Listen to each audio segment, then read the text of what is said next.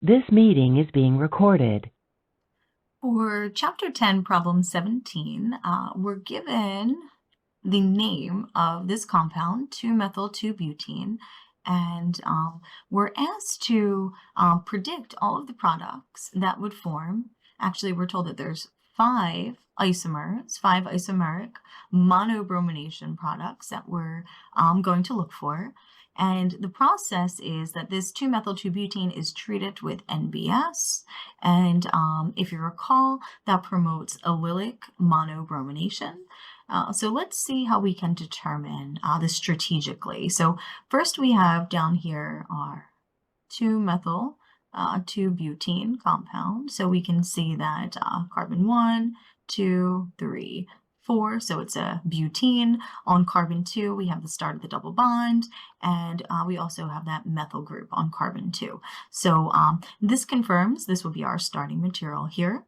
And the first step would be then, after we draw our compound, to pick out all of the allylic sites. So there's a allylic hydrogen that could be abstracted from each of these three sites highlighted here on 2-methyl-2-butene.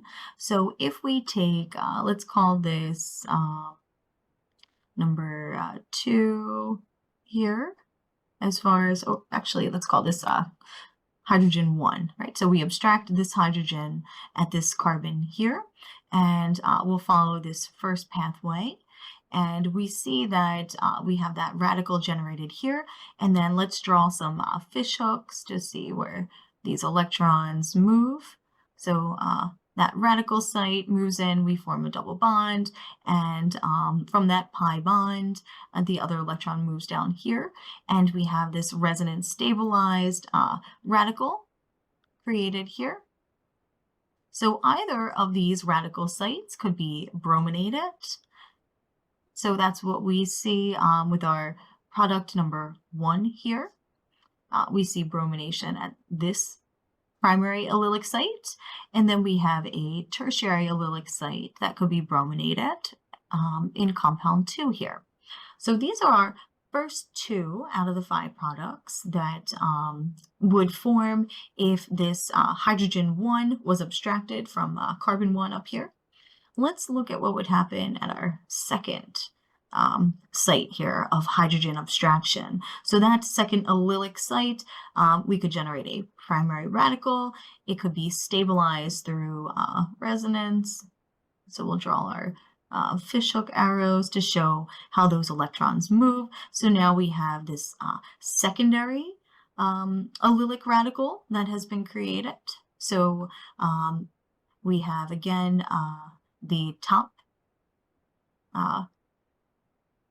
structure could be brominated, or the top carbon rather, that had the hydrogen removed over here at the primary site is brominated. So right here we have our product 3, and then where that secondary radical is, we can see bromination happening there, but we have to pay attention to any possible racemic mixtures that could result from multiple stereoisomers. So this is our first, and we'll see our only chiral center that is created. And therefore, we would have a racemic mixture of compound 4 here. So both the R and S configuration would exist in equal quantities. And then we have one more allylic site, so we'll call this site 3 down here. So we'll take this bottom pathway and we'll see what happens, right? We have a primary site that becomes a radical through hydrogen abstraction, and then with our resonance, again, we'll move these electrons around, and we'll generate again another secondary allylic radical, but that will actually be an identical compound to 4 here, actually compounds, because we have that racemic mixture. So we generate 2 compounds here, right? So our count is up to 4 so far, 4 distinct products. And then if we go back to our primary radical site from pathway 3 here, when that hydrogen is abstracted, we generate bromination at that primary allylic site down here in compound 5.